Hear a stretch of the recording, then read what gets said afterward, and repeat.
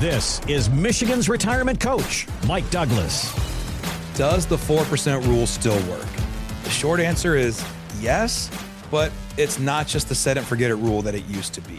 The 4% rule basically says that in retirement, you should be able to draw out about 4% of your savings each year, and you adjust that for inflation and you won't run out of money. But the question is this, does it still work? Well, not as a rule, but as a guideline, as a starting point for planning, it's a good place to start thinking. A lot of things right now say that you should lower it a little bit, and this is what we're going to get into. Some things say lower, some things say higher. Nobody's perfectly right. You got to build something specific for your family. But a lot of research right now, as of June of 2026, says that you probably need to lower it between 3 and 3.5% of your portfolio. But the biggest shift is this.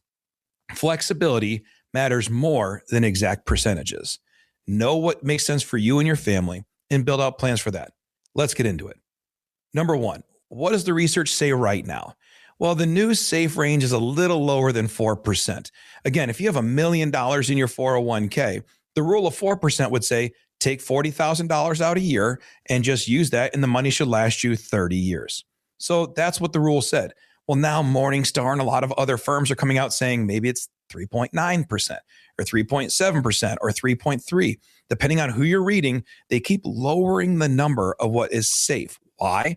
Well, there's quite a bit. Forward-thinking, forward-looking projections of the stock market say that once we get past this bull run we're on, we probably aren't set up for crazy returns for the next decade to 20 years. So as a result, they're saying if you expect lower returns in the market, you probably need a little bit of a lower withdrawal strategy. Again, 4% isn't wrong. You just have less margin for error than you did back in 1995 when it came out. So understand this, probably a little less than 4%.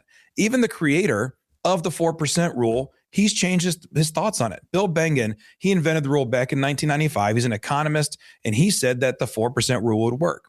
Think about 1995. Where were CD rates? Where were 10 and 20 and 30-year treasuries? Where were bond rates? What was the stock market doing? Stock market was going up double digits every year. CDs were still paying out 6% per year. A lot of good things in the market that said just trust it and run with it. Then came 2000 to through 2009. It's called the lost decade. The market was lost. There's a negative decade in the stock market. But after the bull run, Ron, he says he thinks you can take out more than 4%. He said you can look closer to 4.5%, 4.7%. So while Morningstar and other places are saying take out less, this guy's saying take out more. How do you know what the right number is? There is no perfect number. It's about what makes sense for you. So you need to figure out your own setup and build from there. Another thing, why does the rule feel less reliable today than what it used to be? Well, there's been some big structural changes in the stock market and in our economy. Number one, again, I mentioned this, but lower expected returns in the future. The stock market is not projected to do as well as it has been doing. We're on a historically good run in the market, especially since really the bottom of 2009. And with AI and the tech swell, things are going crazy, really, really good. Can it sustain forever? Probably not. So when these pullbacks happen, how do you manage that? Number two, higher and unpredictable inflation. We've seen that 2022, 2023, huge spike in inflation. It started coming back down, but even now in June of 26, we're starting to see it creep back up again. So if my lifestyle creeps up, does my withdrawal strategy have to creep up, or do I have to live on less? That's a decision to make. Bottom line is, also, don't forget this. People are retiring for longer. If you retire at 55 and you live to 85, that's a 30-year retirement. My grandfather's 95. So what if you live to 95 years old? That's a 40-year retirement. So now the money has to last longer than just 30 years. At the end of the day, the original rule was built for a different economic world. 1995 is a whole lot different than where we are today. I was on AOL still in 1995. We're not doing that anymore. So be aware that life is just different and money's different. Understand too that under certain conditions, the rule of 4% can still work. If you retire at 65, live a 30-year retired life, you have a balanced portfolio, a standard retirement 60-40 portfolio, you should be okay. They say 95% of the time it works. However, I'd like to see that number close to 100. If you got on a plane and they said this plane is 95% likely to land the right way, you'd probably get off because it's just not a comfortable risk number we want. Financially, I'd say let's be a little bit wiser than 95%. When does the rule of 4% break down? Well, let's start with this. you're at a higher risk of breakdown if you retire young. If you want to get out at 50, at 55, and you retire and you get to live off this money for 40 years, that's an issue with the rule of 4%.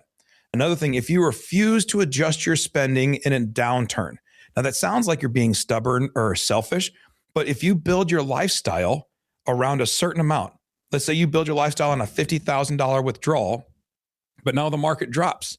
That happened for retirees in 2000, 2001, 2002, 3 straight years of negativity in the stock market. The market dropped for 3 years and people had to decide, do I take the same income or do I take the same percentage? Because the market dropped. Do I take less money so I can stay with my percentage or do I take the same income? So you have to make those decisions. But if your life requires $50,000 a year and the market drops your portfolio, now I'm taking out $50,000 of a smaller asset. That's an issue you have to deal with. The other thing is if you're heavily invested in one asset class, if you're all tech and tech corrects like it did in 2022 and Netflix dropped 60%, Disney dropped 80%, if you're heavily invested in one sector, that's a real issue. And the other one is if you hit a stock market crash early in retirement. I had a client who retired in 1998, had a great plan all set up. And then the first 5 years of retirement, 3 of them were negative in the stock market. That's called sequence of returns risk. When you're pulling money out of your account, if the market goes up to start your retirement, you win. If the market goes down to start your retirement, you lose. So that's what's called sequence of return risk. You can't control it, but know that it affects your ability to withdraw from your portfolio. At the end of the day, flexibility beats precision. That's the modern strategy. It's 2026.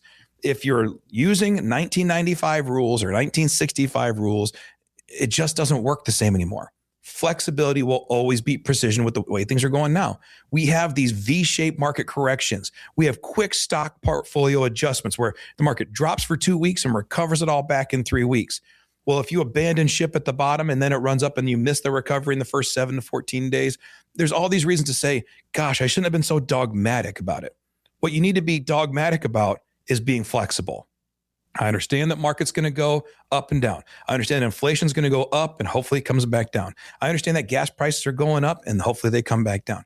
How do I adjust? How do I pivot and not just do some pick a number and stick with it strategy, but instead I'm willing to adjust my withdrawals based on market performance. When things are good, pull a little, live a little, put some more money in your bank account as a cash reserve, as a safety net. What do I do if there's bad years? Maybe I should pull back or pull from my cash reserves. Another thing is, should I really be using the market to cover all of my lifestyle, my goals? Or should I be building a plan that says, if things go bad, I've got some provisions. I've got some safety net that says I can pull from an annuity. I can pull from my cash reserves. I pull from safe money. That way I'm not subject to bad times in the market changing my life. It's good to have cash buffers. It's good to have an annuity you can turn on for income later on.